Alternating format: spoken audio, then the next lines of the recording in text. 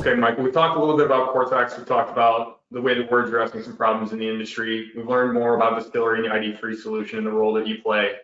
How do you believe that end consumers will benefit from, the combined efforts of KORTX's media solutions and Dstillery's ID-free solution? So our focus is really on providing targeting solutions to the advertising community, agencies, and tech-enabled service providers like KORTX. But there are benefits that accrue as well to the consumer, or the consumer values that need to be taken into account in providing those solutions. One of them is privacy. And we've talked at length already, and we'll continue to talk at length about the rising standards of consumer privacy that are happening around the world and that are probably going to accelerate into 2024.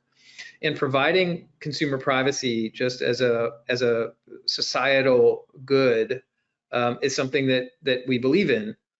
A second benefit to consumers is, of course, the relevancy of the advertising that they're seeing, and that is to say that consumers don't want to be bombarded with advertising that's irrelevant to them. It makes the open internet experience a worse experience.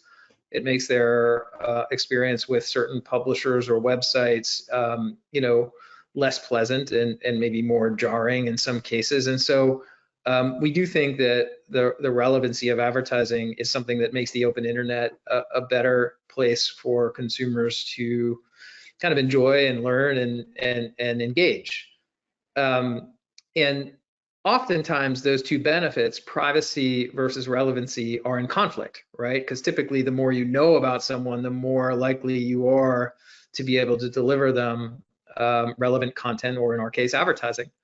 And so solutions that allow publishers and advertisers to manage that balance are inherently, interesting because they can protect consumer privacy at the same time as providing a relevant advertising experience for the consumer.